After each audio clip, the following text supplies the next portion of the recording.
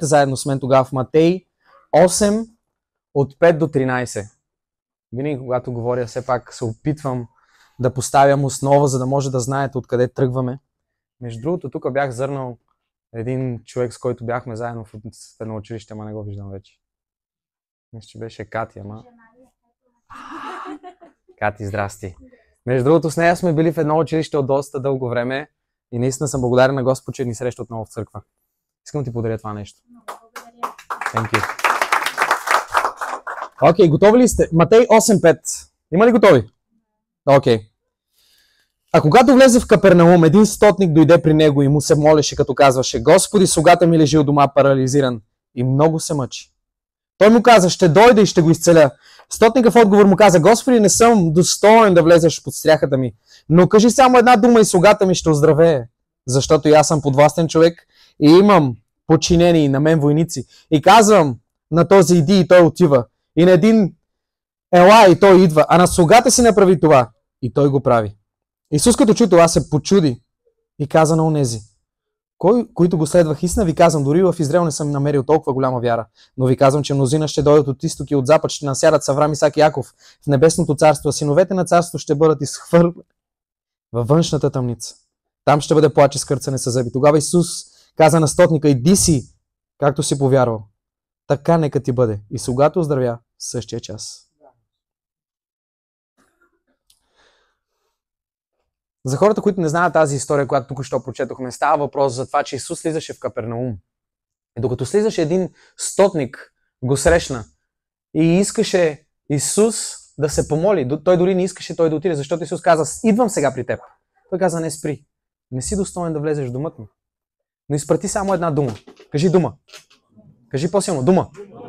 Изпрати само една дума и той ще оздравее. Защото аз също имам власт. И знам какво означава да кажа на един: отиди там, и на друг: ела тук и направи нещо, и той го прави. Защото имам власт. Кажи власт. Скъпи приятели, имате ли власт в живота си? Това, за което тази вечер ще говорим. Моята дума е моята власт. Капернаум на арабски означава хаос. Искам да го прочета буквално по същия начин, както го разбрах вчера. Когато влезе в хаоса, един от стотника дойде при него и му се молеше. Когато влезе в хаоса. Когато Исус влезе в твоя хаос, какво става тогава? Когато Исус влезе на местата, на които няма никакъв изход, има място, на което има твърде много болка, Исус влезе, какво става тогава?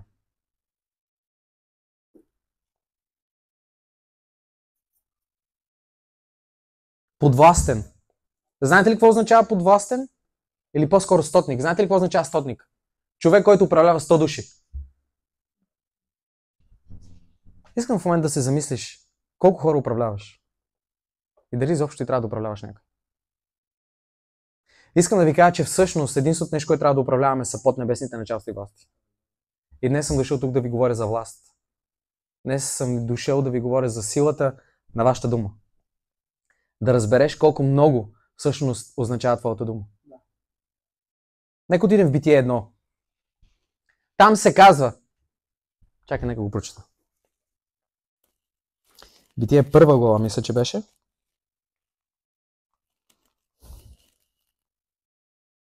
Okay. Докато се създаваше небето и земята, да бъде светлина и стана светлина. Да бъде светлина и стана светлина. Да бъде светлина и стана. Какво направи Господ? Отвори устата си, какво направи? Каза. Искам да ви покажа, че начинът, по който говорим, това ще определи нашия живот. Начинът, това, което ще кажем, ще определи нашия живот. Това, което всъщност съм казал: ще бъда беден и си оставам беден за цял живот. Скъпи приятели, едно от любимите ми неща, които аз много обичам, първото нещо е молитвата. И много държа винаги хората, с които съм обгърнат, винаги да говорят неща, които наистина ще се случат позитивно. Всеки път, когато някой е покрай мен и започва да говори негативизъм: това няма да стане, това се разболял, няма да се оправи. Винаги, когато има негативизъм, винаги отивам при него и казвам: отречи се от тази дума сега в момента и кажи нещо позитивно, за да може това нещо да се случи. Знаете ли защо? Най-голямата сила, която Господ е поставил в живота ни, знаете ли къде се крие? Между зъбите ни. Защото всяко едно нещо, което аз кажа, това ще се случи. Всяко едно нещо, което аз кажа. Нека ви дам един пример. Докато живяхме в квартала преди много години,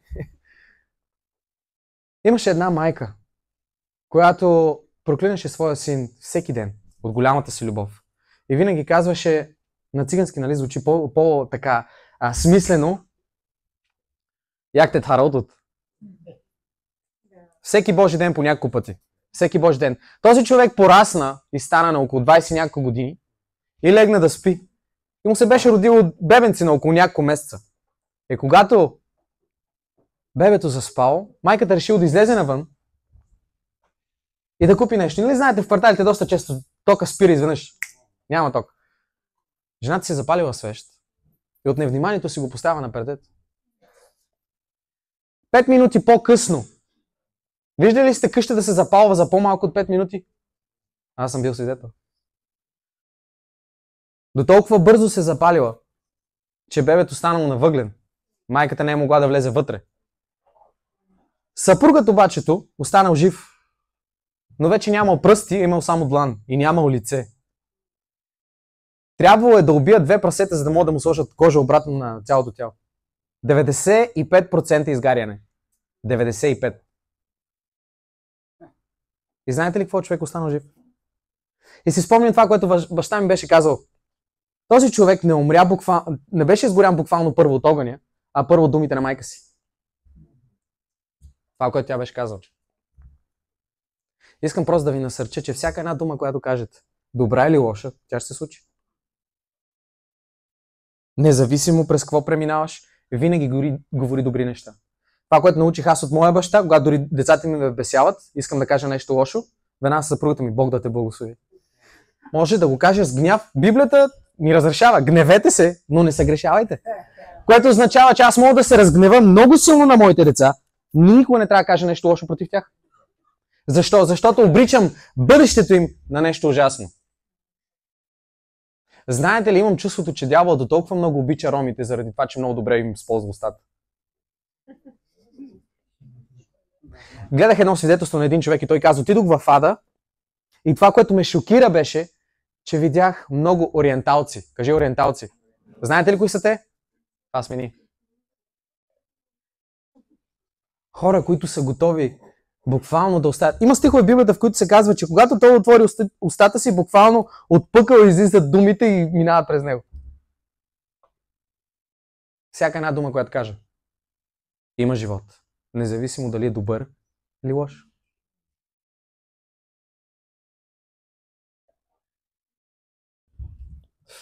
Опитвам се малко да се забавя, защото вярвам, че това, което Господ ще освободи след малко, наистина ще бъде много полезно за вас.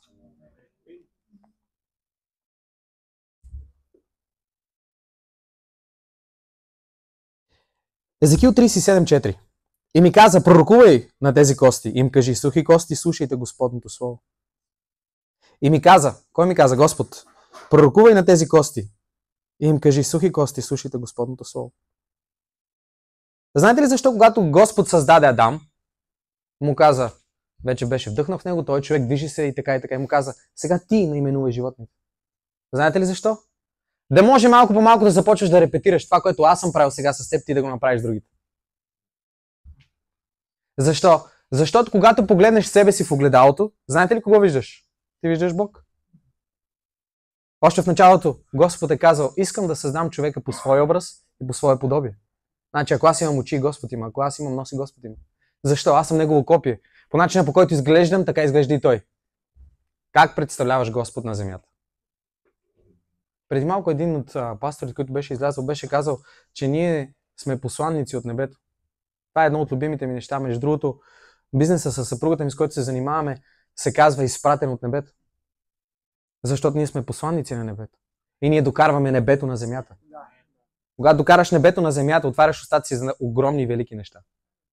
Знаете ли защо? Защото Господ иска да те използва за нещо много по-голямо от твоето въображение. И защо? Защото сутрин се събуждам и отивам на работа и работя работа, която не харесвам, и се прибирам при семейство, и съпруг, който не харесвам заради това, че много пие, и се занимавам с децата, които изобщо не ме служат, заради това, че са до толкова уж добри, си мисля аз, но само го казвам пред моите си хора, моите приятели, за да звучи много добре, че съм добър родител, но всъщност не мога да понасям и децата си, а за родините да не става въпрос изобщо. И финансите са до толкова малки, и в неделя, когато дойда, аз трябва да бъда най-усмихнатият човек и да кажа: Господ ме обича, въпреки че не знам дали изобщо е така.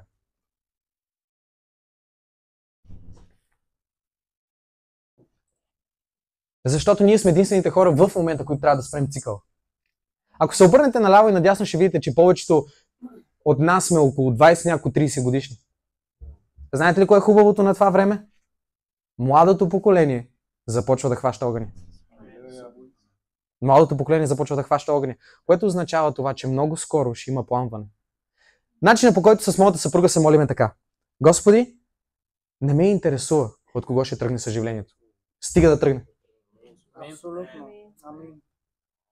Начинът, ако е: Господи, моля те, дай съживлението да бъде само чрез нас и ние да го... Това е начин на гордост, няма да тръгне никога от тебе. Начин на смирение, да затвориш устата си истински, да се смириш, да кажеш: Ей, Господи, този път нека тръгне това нещо. Аз ще го следвам. Ако, Господи, ще променяш една нация, нека бъда част от нея. Господи, ще направиш нещо невероятно, нека бъда част от него. Лошото на нас, християните, е заради това, че поколението, което е било преди нас, казвам го отговорно, не са били чак толкова добри приятели. Не са били чак толкова готови да седнат една маса и да говорят и да си кажат грешките от сорта на това: Ей, това, което направи на службата, може би не е окей, искаш ли да го промениш, може би аз ще ти помогна. Но по-лесно е, когато някой направи грешка, да седнат някъде отзад с още 10 души и да говорят против него, отколкото някой да отиде и да му каже: братле, вярвам, че си сгрешил, нека го поправим заедно. Хората, които ви обичат истински, ще останат до вас, дори когато ги изгониш. Искате ли пример? Исус им каза: ай, тръгвайте си вие, на учениците. Тръгвайте си! Какво ще стоите? Пише го в Библията, това и ще го прочетете. Тръгвайте си вие. Как може Господ да те изгони, въпреки всичко да останеш? Видял си нещо, което при другите го няма. Знаете ли колко сила има в нашата уста? Искам да ви дам един пример. Преди няколко години, докато живеехме в Англия, с моята съпруга трябваше да водим една от службите в църквите и се бяха паднали поредни. Между другото, днес ще бъдем на 4 служби. Това ми е най-големия рекорд. И една от жените дойде при мен и каза: видяхте във видение как се молиш за моя син. Тоест не, за моя внук беше. Видяхте във видение как се молиш за моя внук. И в момента, в който ти се помоли, устата му се развърза. Аз не знах нищо. Казах: добре, но чух святия да ми казва: не се моли сега, моли се на службата. Аз казах: нека когато отидем на службата, тя беше в съвсем друг град, аз даже не знаех дали жената ще дойде, в съвсем друг град, викам и тогава ще се молим. И отидохме там и започнахме, хвалението беше невероятно, имаше помазание и така и така. И когато излязох на сцената, и тогава извикахме всички хора, които искат да се молят. И тя излезе отпред. Каза: Господи, отварям устата си, изпълня това, което трябва да кажа. Кажи го ти. И в същия момент, когато видях жената, само положих ръката си и казах: в името на Исус, нека внукът ти да заговори. Мисля, че беше 2 часа по-късно. 2 часа по-късно тази жена ни изпраща едно видео с внук си как играе с майка си в леглото. И това дете казва: мамо, много те обичам, мамо, яде ми се това, мамо, и не знам. И на мен не ми направи чак толкова голямо впечатление. Но това, което написа по-дълго жената, разплака мен и моята съпруга. Знаете ли какво беше? Детето беше на 5 годишна възраст. Никога не е говорил през целия си живот. Заради това, че позволяваш на Господ, когато отвориш устата си, Той да използва. Кажи: използва. Знаете ли колко е по-лесно, когато човек е смирен? Си кажеш: Господи, не ме интересува дали ще го направиш чрез мен. Просто го направи. При няколко седмици имахме служба в София и тогава бяхме извикали отново хората да започваме да се молим върху тях. Святия Дух ми беше казал: извикай хора, които имат бучки по телата си. Казах: има ли хора тук на това място с бучки? Излезте по телата си, имате бучки, излез. Един от хората излезе Един от моите приятели му каза: Моисей, това е човека, за който го каза. Святия Дух ми каза: не се моли ти, накарай той да се моли. Му казах: положи ръката си върху него. Първият път, когато се молиш, нищо няма да стане. Той ме гледа.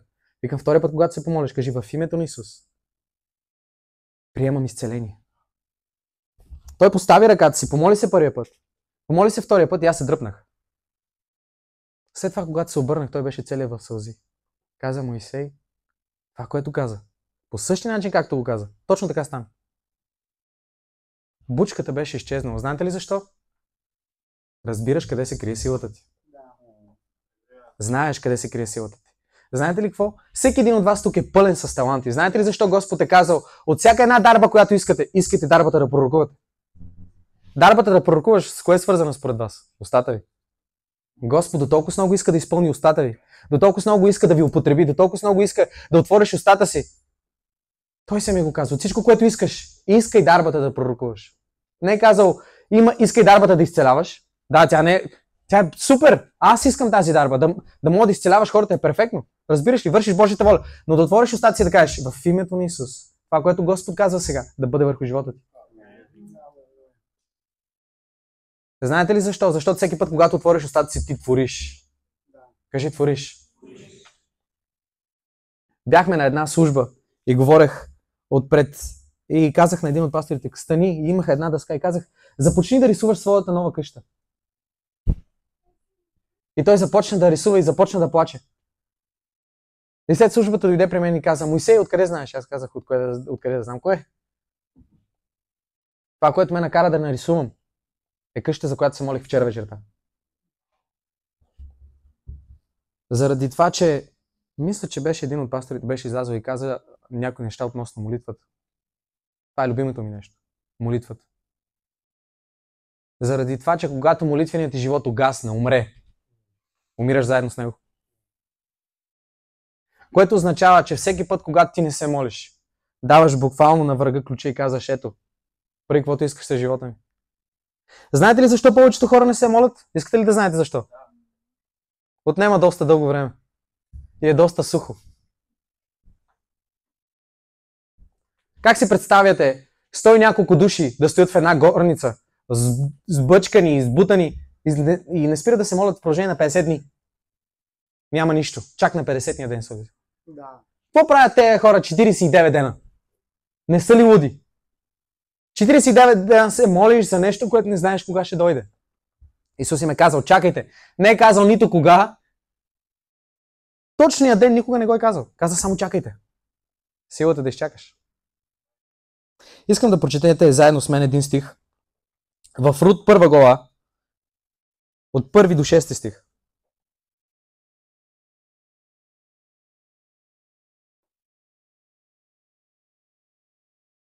Готови ли сте?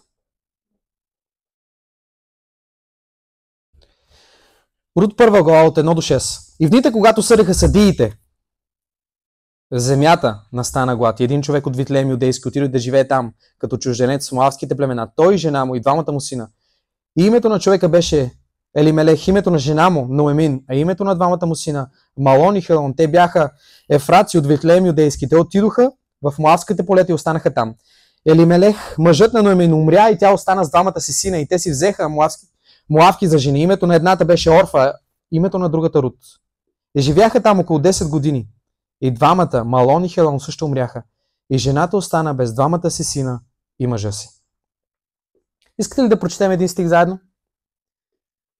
И в дните, когато съдиите съдеха, земята настана глад.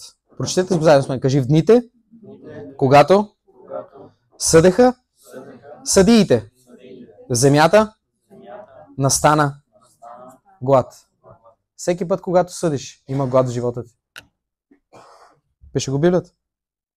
И в дните, когато съдиите съдеха, земята настана глад. Всеки път, когато си отвори устата да говоря за нещо, което не е моя работа, нека ви отвори очите. Ето защо доста от ромите са бедни. Отварят си устата да говорят против някой, който не трябва. Когато съдиите съдеха, съдя си на всеки един и ти си винаги прав. Но никога не си грешен. Винаги казваш на всеки какъв му е проблема, но решение няма да дадеш. И винаги ще кажеш колко грешки има той и ще изтъкнеш своето си его, че може би ти си по-добър от него, но защо не си го направил? Ще изтъкнеш 1500 грешки. И защо оставаш без пари и без финанси? Заради това, че си отвори устата си да говориш против някой друг. Това, което Давид е направил. Никога, Господи, не ми оставяй да положа ръката си върху Твоя Божи помазаник Саул. Как си мислите, Господ не е почел Давид от всякъде? Дори човекът, който е бил срещу него и го е гонел цял живот. Представете си Давид, Господ го помазва за цар, той е бил младеж. И след това не знам си колко години бива гонен по пещери. И той е следващия цар. Представете ли си вас да ви така да се каже, извинявам се, да ви помажат или да ви изберат за следващия президент, а си все още на 18 и следващия мандат е твой и започва вече цялата държава да те гони? Колко време ще издържиш, за да може след това да служиш на същите хора, които те гонят? Защото всеки път, когато отворя устата си да говоря против някой друг, а не да направя Божията воля, винаги оставам гладен. И ето защо Господ буквално ни дава трохички, за да може да преживяваме, заради това, че когато отворим устата си да говорим против някой друг, дава малко финанси, колкото да не умреш, но не и неговата свръхестествена, огромна благодат и воля. Защото всичко това, което Господ ми е дал, е заради това, че в момента, в който трябва да се затвори устата, я затварям. И в момента, в който трябва да благослови някого, трябва да го благословиш. Без значение дали ти хареса.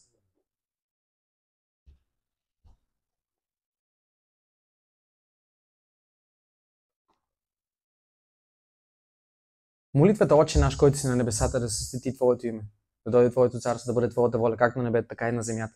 Дай ни днес ежедневния хляб и прости нашите дългове, както ние прощаваме нашите длъжници. Знаете ли какво разбрах за думата дълг?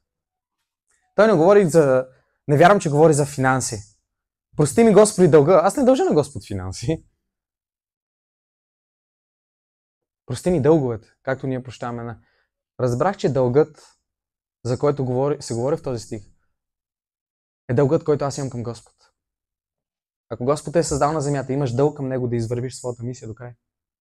И ако не го направиш, когато се явиш пред Него и Господ ти каже, къде са всичките онези над милиони, не знам с колко хиляди души, които трябваше да спасиш? Дай ми ги. Те ми принадлежат. Къде са? Ти ставаш длъжник на Господ. Ето затова той казва същия този стих. И прости ни дълговете. Защото аз имам дълг към Господ. Трябва да го извървя, трябва да го направя. Без значение дали много от нещата ми харесват, без значение дали искам дори. Без значение дали трябва дори да го направя в момента, аз имам дълг. Господи, как да го направя? Господи, не знам как да го направя. Ето защо тогава идва вече молитвата. Затваряш себе си в някоя стая и започваш да викаш. Започваш да викаш до толкова, че да не ти остане глас. С моята съпруга сме имали моменти, в които сме се молили повече от 3 часа, без да спираш. И до толкова много и силно е било явно Божието присъствие, че в момента, в който ти претърпяваш Божието присъствие все повече и повече и повече и повече, не само Господ те вижда, вече и демоните започват да те забелязват. Бях в Холандия и се молехме върху един пастор. И знаете ли какъв дух гонехме? Духът не е завел. Бяхме изгонили този дух. Докато се молех, започнахме да се молим върху него. Всички останали, цялата банда, която сме. Казах в името на Исус, напусни го, изчезни. Знаете ли какво стана? Същия този дух, аз бях в Холандия, моята съпруга беше в Англия. Същия този дух отиде при съпругата ми, докато тя спеше през нощта. За вас може би е някаква невиделица или разни такива неща, но такива неща се случват. Докато тя спеше, същия този дух накара корнизът, който беше на главата й да падне. И на милиметър малко по-далеч беше окото на синът ми, трябваше да го удари. И същия този дух и се явява в сън и казва, това, което мъжът ти направи сега, аз никога няма да го подмина. Защото когато започваш вече да удряш дявола там, където най-много той работи, ти вече ставаш цел за него. Заради това, че използваш устата си по правилния начин. Започваш да гониш онзи, който трябва да бяга навсякъде. Започваш да правиш неща, за които си призван, неща, за които наистина си роден. А, скъпи приятели, най-лесно е да отвориш устата си да започнеш да говориш. Това, което ми харесва в църквата Пророчески дом, че в началото много пъти ги мотивирахме и ги бутахме. Айде хора, издигайте ръце, затваряйте очи, кажи това, кажи онова. Днес дори на службата не им трябваше дори мотивация. Защо? Защото когато се качиш на сцената и ти сами издигнеш ръцете си заради това, че ти си имал общение с Господ вкъщи, те си имали общение с Господ вкъщи, когато дойдете, просто правите това, което сте правили вкъщи. Разликата е огромна. Знаете ли защо? Знаете ли защо много хора, пастори, примерно казват: абе, ние като отидем в тази църква, словото не е как трябва, хвалението не е както трябва. Не ми хареса там. Скъпи приятели, отишъл си на място, в което си попречил на службата да бъде както трябва. Не отивай повече там. Примерът на пастор Ангел Пилев наистина е много як.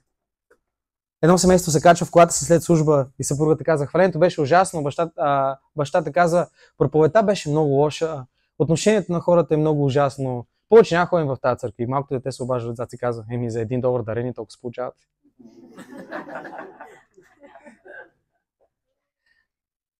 Кажи: молитвата е моят ключ за моята съдба. Защото това, което кажа, това ще се случи. Това, което кажа, това ще се случи. Искам да ви дам едно свидетелство преди, мисля, че беше година. Просто е така от нищото, докато си стоях вкъщи и усетих огромна умора. И си легнах да спя преди съпругата и децата. Беше рано. И заспях и Святи Дух ме събуди точно в 3 часа. Каза: облечи се, отиди в кухнята и започни да се молиш. Отидох в кухнята и започнах да се моля по средата на нощта. Половин час. След това ми каза: спри и отиди да спиш. Легнах си, заспах и тогава сънувах сън. Сънувах с един сън как съм в една стая. Има доста млади хора, но в духа си бяха възрастни. И започнах да говоря на повечето хора, които са вътре. Им казах: няма ли да се събудите най-сетне? Няма ли да направите нещо по-различно, защото вие сте млади хора, а в духа си сте на път да умрете? И тогава, докато някак си се опитвах да ги бутам и така и така, един доста уважаван пророк за мен, защото той наистина е Божи пророк от всякъде.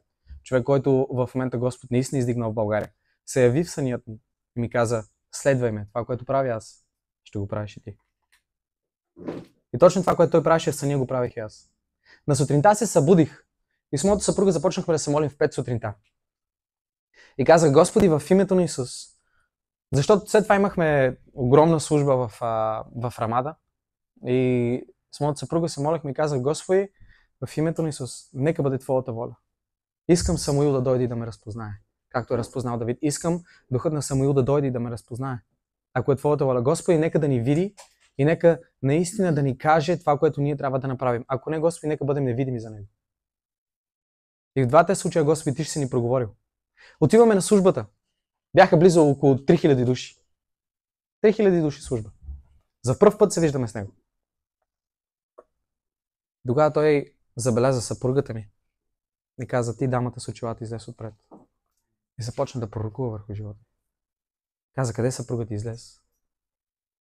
И ми каза същите думи, които сънувах съня. Ми ги каза пред 3000 души. И знаете ли какво? Поне повечето от половината не ме харесвах. Знаете ли защо? Защото доста голяма част от тях са били близко до живота ми. И въпреки това, че много хора те мразят, ако останеш верен на Господ, Той ще се прояви в живота ти много мощно. Кажи: много мощно. Просто ви давам всички тези примери, за да може да се насърчите и да разберете за какво става въпрос.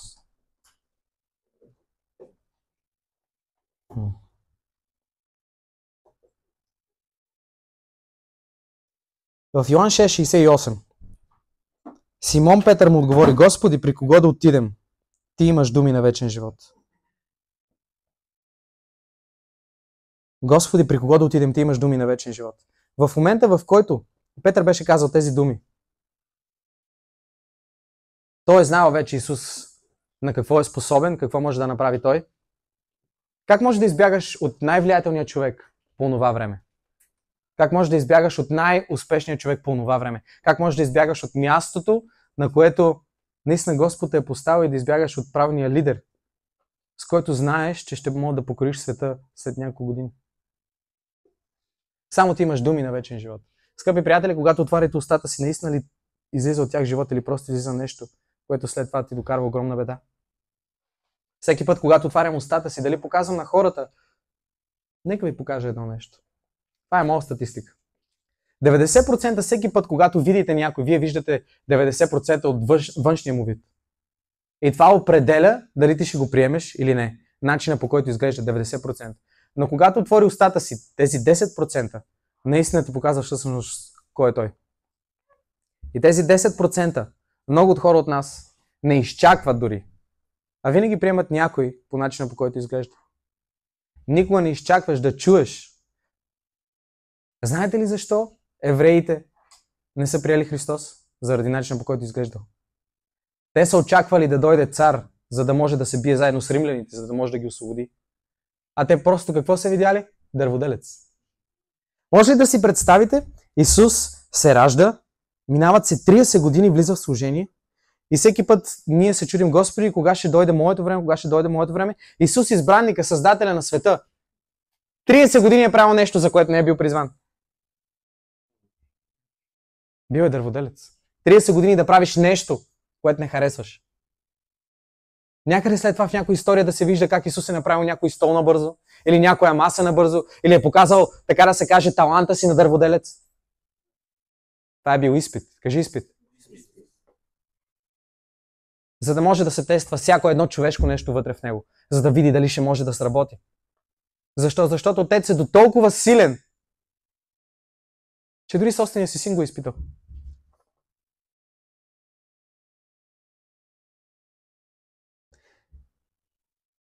Може ли всеки един от вас да си издигне ръката, който имал атака от дявола? Дяволът е удрял. Знаете ли защо дяволът ви удря? Искате ли да разберете защо? Имате нещо загубено. В момента, в който започна да живея по такъв начин, че няма какво да загубя, дяволът не може да ме атакува, защото няма какво да вземе от мен. Няма какво да вземе от мен. Ето защо. Искам да поговоря малко за семействата, за мъжете и жените. Се опитам да бъда малко по-бърз. През последните няколко години се опитвам наистина, между другото в книгата, която написахме с моята съпруга, една от главите се казва "Нечутия вик". И става въпрос за мъже. Колко мъже има тук на това място? Окей, жените, насърчавам ви да прочетете тази глава, защото ще ви отвори много очите, защо мъжете ви мълчат. И съм изследвал цялото това нещо и съм го изследвал върху себе си и върху хора, които са покрай мене, и съм слушал толкова много влиятелни хора, които говорят за това, защо мъжът мълчи и си затваря устата. И разбрах, че още от малка детска възраст, ранна детска възраст. Колко от вас имат момичета тук на това място? Имате дъщери, издигнете си ръцете. С какво си играят момиченцата? С кукли, с къщички, учат се да чистят, учат се да готвят. Когато те пораснат, какво правят? Същото нещо. Чистят, готвят и гледат деца. Какво си играят момчетата? Коли. Когато пораснат, какво правят? Единственото нещо, което може да накара един мъж да изглежда хубаво, е като има яка кола, нали? Но знаете ли кое е лошото? Че мъжете никой не ги подготви за това да бъдат бащи и съпрузи. Ето защо в днешно време, знаете ли кой е най-изчезващия вид на земята? Мъжа. Скъпи дами, искате ли да ви кажа защо вашия мъж мълчи? Окей. Колко жени има тук на това място? Искам да ми отговорите. Всеки път, когато попитате мъжа си за какво мисли, какъв е неговият отговор? Дайте, бъдете по-смели. Всеки път, когато попиташ мъжа ти за какво мислиш, какво казва той?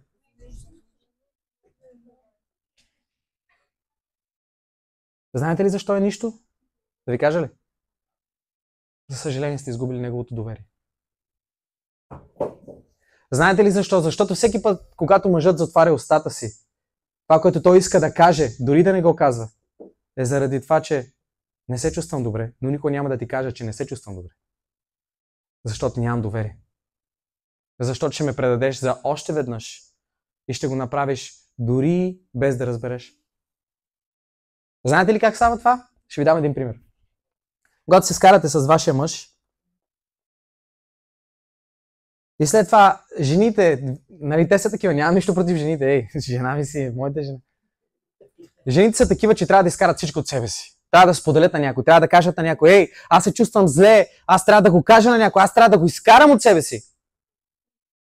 И в същия момент, вие го правите, за да го изкарате от себе си, да изкарате негативизма, ти изкарваш и доверието на съпруга си заедно с него. Защо? Защото споделяш на някой, който не харесваш. Какво е направил мъжът ти вчера? И когато мъжът ти разбере от своя приятел, заради това, че жена ти е казала, забравя вече, няма доверие към тебе, съжалявам. Ето защо, още от малки, докато момчетата растат, знаете ли кое е лошото нещо, което ви насърчавам да спрете да го правите? Всеки път, когато едно малко момче се разплаче, знаете ли какво му казват родителите? Ей, ти си мъж, спри да плачеш. И знаете ли кое е лошото на това нещо? Ние караме момчетата да се затварят вътре в себе си, да спрат да показват емоции, което означава, че едно момче на 16 години може да убие най-добрия си приятел, без да му мигне окото. Заради това, че са му казали, ти повече емоции не трябва да показваш, заради това, че си мъж. Единственото нещо, което мъжът трябва да направи, трябва да снабдява. Отиваш на работа и си затваряш устата. И дори когато не носиш пари достатъчно, ти не ставаш за мъж. Защо? Защото когато мъжът не е оценен в дома си, никой, когато мъжа му не е в домът, никой не го хвали, но го проклиня, когато си тръгва. Всеки път, когато мъжа напусне жена си, всеки път, то за нищо не става, то беше голям безпорядък, то мъж беше огромен идиот. Но никога не си го оценил, когато е бил там. Никога не си му казал, благодаря ти заради това, че сутринта стане и отиде на работа и ни докара финанси, и ни постави храна на масата и си направил нещо, за което съм се оженил за теб. Знаете ли, скъпи дами, това, което ви насърчавам да направите? Дори мъжа ви в момент, в който няма как да му дадеш почет, въпреки всичко го направи. Знаете ли защо? Искате ли да ви дам една малка тайна? Когато сте си вкъщи и един мъж дойде с 4-5 приятели, така да се каже, и ти застанеш пред тях и кажеш, момчета, здравейте, сядайте, нека ви сложа най-доброто ядене. Искате ли да ви купя нещо, да ви сготвя, без да го упреквате? Знаете ли всъщност какво правите? Вие давате на мъжа си криле, да каже, вижте моята жена каква е, вашата не е като моята. И всъщност ти поставяш мъжа си на доста по-големи нива, отколкото му казваш, ти си стара дърта пяница, нищо не става от тебе. Виж ония как живее, виж това какво е направил, много е по-добър, а ти какво си направил за нас, нищо не си направил. Заради това, че ние не можем да изкажем емоциите си, не можем да кажем това, което се крие вътре в нас и всяка една болка, която е вътре в нас. Колко мъже има тук на това място? Жени искам да се огледат. Мъжете, които са споделили болката си на някой друг мъж, издигни си ръката. Видяхте ли колко ръце има? Защото никой мъж не споделя на някой друг мъж. Защото е по-лесно, както вие трябва да изкарате нещо от себе си, ние винаги го прибираме навътре. Ето защо е много по-важно един мъж. Има една статистика, в която се казва, когато в семейството жената повярва в Христос, 17% от семейството повярват. Когато повярва мъжа, знаете ли колко са? 95%. Което означава, че мъжът повярва ли цялото семейство иска отива на църква. Защо? Защото главата вече е решила кой ще бъде богът на този дом. Ето защо, дори в момента, ако се преброите, цялата църква по целия свят е такава. 60% са жени и само 40% са мъже в църквата. Защото главната роля на дявола, знаете ли каква е? Да убие семето. Както се казва още в началото на Битие, той ще ти захапе краката и ти ще му струшиш главата. Защо? Защото дяволът, змията, е срещу семето. А знаете ли кое е семето? На гръцки семе означава зира, означава син. Една от любимите ми, така да се каже, истории по времето на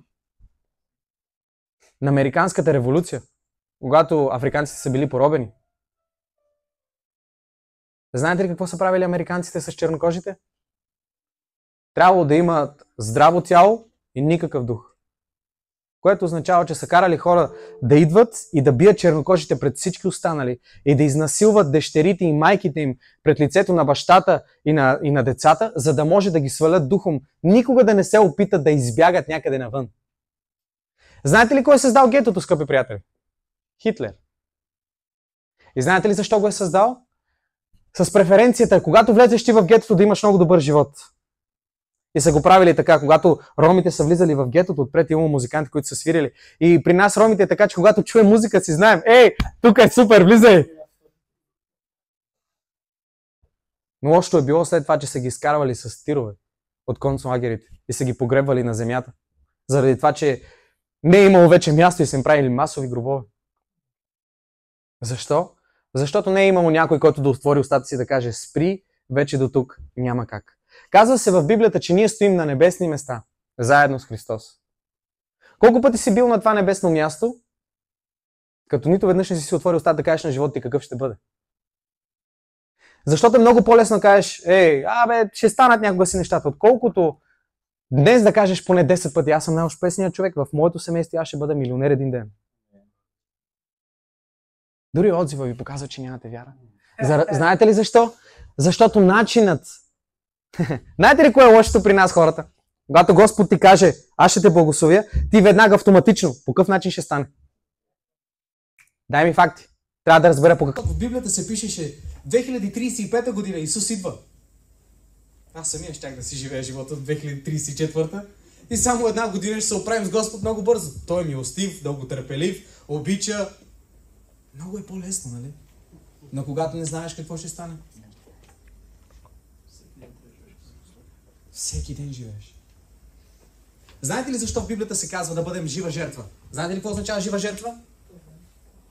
Умираш всеки ден. Умирам всеки Божи ден. И защо умирам? За нещата, които искам. И започвам вече да правя неща, които не искам. Искате ли пример? Исус казва на Павел: ще ходиш там, където не искаш. И ще те облича вече друг. И ще правиш това, което не искаш. Но важното е, че аз съм с теб. Да. Важното е, че той е с теб. Скъпи приятели, може би се чуете, той за какво ми говори? Вкъщи имам доста проблеми с мъжа ми, с децата. Работата и финансите не стигат. Дори и аз самия не знам какво правя тук. Живота ми е някакъв си и аз не знам на къде. Опитвам се да бъда някакъв изкуствен, като се крия зад хубавите си дрехи, въпреки че в джоба ми има по-малко от 10 лева. Карам стара кола, която не харесвам. Опитвам се да имам някакъв достоен живот някъде и да го покажа на всички останали, че съм някакси добре, но всъщност отвътре много ме боли, заради това, че болката е от всякъде взела сърцето ми. И всъщност, ако отворим сърцето, ще разберем, че в него има толкова много дупки, че няма дори малко пространство за доверие. Заради това, че сме оставили думите на някои други хора да повлияят много повече на нас. Да направят нещо, което не трябва. Знаете ли защо повечето сърца на доста хора са разбити? Да ви кажа ли? Сърцето ти е разбито заради това, че си го дал. Нищо, което няма, просто е така да го дадеш, няма да бъде разбито, ако си го пазиш. Ето защо Словото се казва: всичко, което пазиш, пази сърцето си. Защо? От него са изворите на живота. А всеки път, особено при младите, е много лесно. Влюбих се преди 2 часа. Тук що го видях, вече съм влюбен.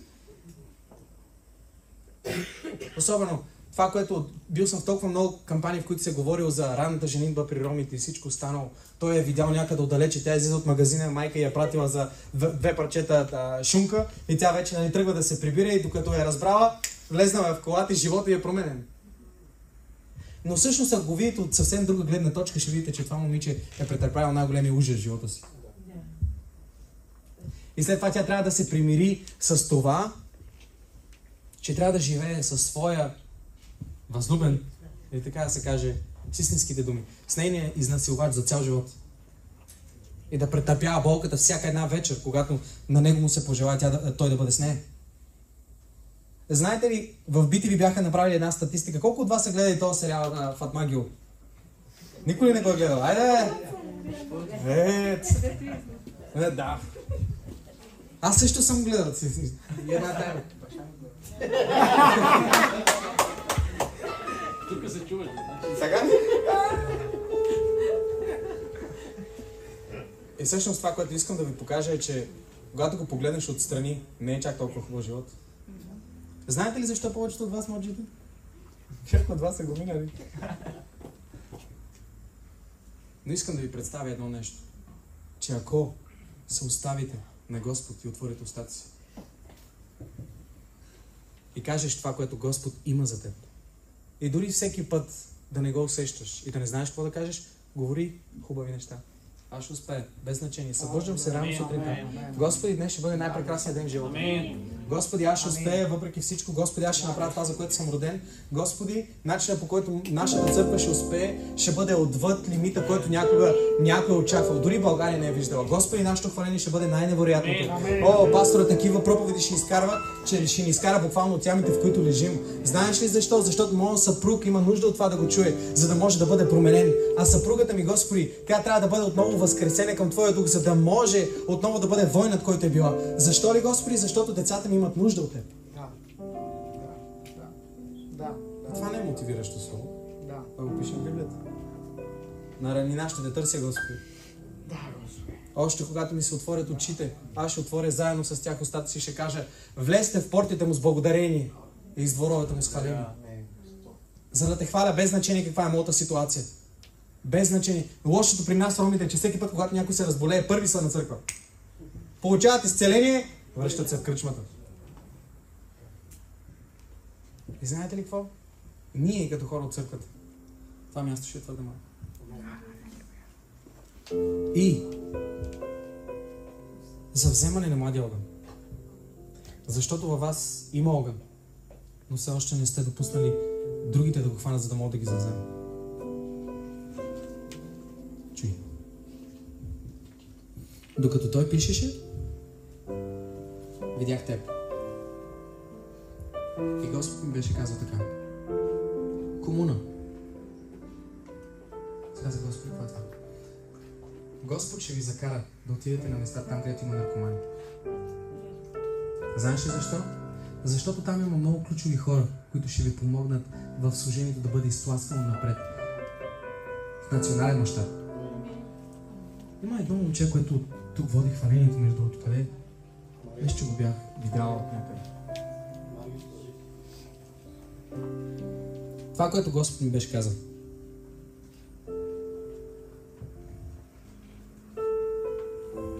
Между другото се молиш за хваление. Си казал: Господи, искам много силно хваление. Искам такова хваление, че докато се хвали отпред, наистина куците и слепите и онези, които са сакати, започват да се изцеляват. Казвам ти, не го казвам с гордост, но чувам. Признавам се, чувам. И това, което той... Знаете ли какво? Нека ви кажа нещо за сърцата на вашите пастори. Имали сме само няколко разговора. Но когато си човек на духа, Господ ти позволява да видиш неща.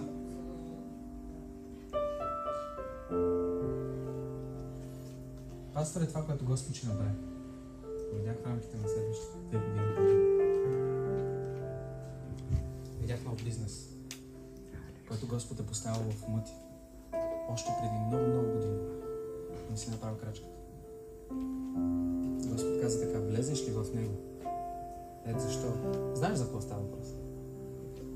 Когато направиш крачката, не ти говоря само за финансово, за това, че ще има пробив и така, то ще бъде така. Но Господ ще използва твоите връзки. Буквално го видях така. Видях като всички тези фабрики в България, които са на висок, издигнат мащаб. Видяхте как достигаш до тези хора, те ти казват: ела сега ние ще помогнем. И започват да правят бизнес с теб, за да може църквата да бъде добра. Знаеш ли защо? Защото ти ще бъдеш не един от най-главните, а ти ще бъдеш главният, който ще дарява на вашата църква най-много. Знаеш ли защо? Вижте ръцете. Виж ги. Всяк има помазание. Някои хора имат помазание да могат да изцеляват другите, ти имаш помазание да привличаш финанси.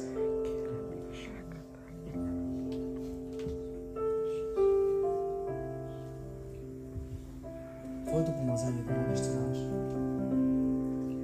Ще кажа защо. Когато Господ те срещне с високо поставени хора, когато тя е с теб, постави ръцете си, хората, с които Господ ще ви свързва, ще бъдат болни, но ще имат финанси. Господ чрез тях ще ги изцелява и те ще ви помогнат.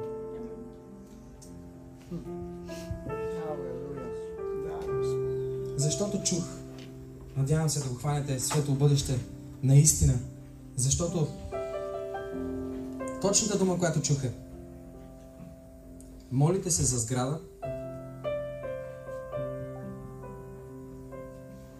Ето защо ви казах, другата година по това време място ще ви е малко. Още от сега започнете да търсите дума.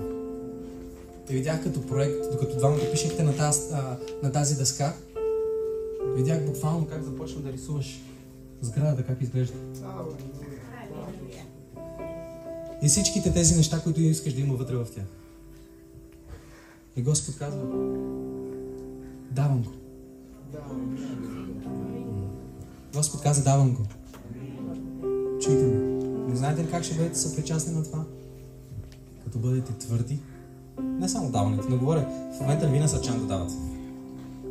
Да бъдете покорни на това, което тези двама души правят в момента тук. Знаете ли защо? Те са решили да вземат от времето си, от семейството си, от децата си, от всичко останало, за да могат да ви насърчат вас. Тя кой ще ги насърчи? Ето защо на вас ви трябва Господ, който в момента ви казва: да направите това, което трябва. И тази помощна ръка, която молите Господ, ви я дава. Видяхте в една стая. И в тази стая ти се молиш.